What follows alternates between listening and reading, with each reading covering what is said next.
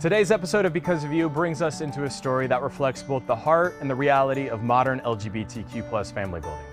Dara Gordon is not only a parent, she's a leader, an advocate, and someone who understands firsthand the vulnerability, the hope, and the strength that it takes to build a family in a world that doesn't always make the process easy. Her own journey to parenthood was filled with questions, uncertainty, and moments of grounding that helped guide her forward. And now, through her work at Family Equality, she's fighting every day to make sure that other queer and trans families have the protection, the resources, and the support that they deserve. This conversation is personal, it's powerful, and it reminds us that behind every policy, every advocacy effort, and every donor decision, there's a real family trying to find its way. I'm honored to share Dara's story and the work that she's doing to make more stories like hers possible. This is Because of You. Dara, thank you so much for joining me. This series has been so fun for me to do. It's highlighted so many different perspectives of the journey through IVF and donor-conceived kids and parents, so it's an honor to have you here. Thank you so much for having me. I'm so excited to speak with you, and I love what you did here and sharing so many different voices and experiences. Yeah. So. Well, I want to get into your story Okay. and how you first started your family building journey. What did that process look like? And I heard you used California Cryobank. Yes, I did. So I always wanted to be a mom. There were so many questions in my life around who I was, what my career was going to be, but that was the one thing that I just knew in my heart. And so for me, I started actually as a single mother by choice. I just made a decision in my life. I said, this is my lifelong dream. Yeah. And my journey took a lot of twists and turns and a lot of surprises, but there was a couple of friends that went through it first before me. And so I think as our community, we learn from the folks around us. And so they use California Cryo. And I said, what is this all about? What do I, how do I get started? But then along that journey, after I was planning and preparing for my family to be, I met my now wife. And so we started our family together as we were going through the journey. So we have an oldest child now through California Cryo. And then we have twins as well. And so that journey took a little bit longer. And my wife wanted to carry. And so through that, again, we have our twins. That's beautiful. And what other than like your friends, what other support systems and resources did you lean on throughout the process? Yeah, I think it can feel overwhelming because we as queer people forming families, we have so many other decisions to make and so many more things to think about. Yeah. So I think the California Cryobank was huge because they are actually really accepting and affirming and really, again, you didn't feel like, yes, I'm a queer person and having to answer those questions or coming out. Like they really were very affirming.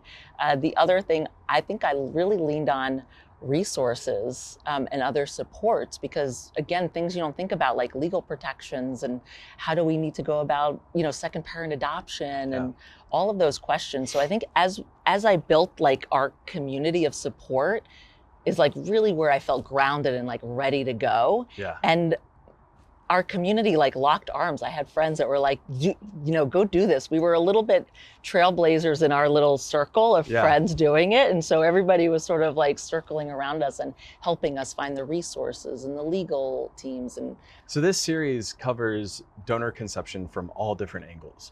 On top of being an incredible mother, you are the CEO of Family Equality. Yes. So for people who don't know about Family Equality, with your understanding of where you're taking, this nonprofit, could you share a little bit about the work that you're doing? Absolutely. So we are the only national LGBTQ family organization. So I just want to let that sink in, right? Yeah. So we wake up every day. We're the only national organization that wakes up every day thinking about families. And so we do three really key things. Change policy for legal protections on the federal, state, and local levels.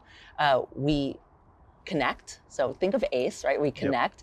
We connect LGBTQ people with each other like we did in the early days, but we connect them to resources and support. So like when I started, when I began my family journey, I didn't know where to go, so I had to rely, but we provide those resources and those supports of helping families navigate that journey. And then we educate. So we educate businesses, policymakers, schools, really around how to create these inclusive environments for our families. Incredible work. And has there been like a moment throughout your journey that is now inspiring you as a leader of this organization to push harder, to change the way that LGBTQ families are perceived and the rights that we currently have and are fighting for?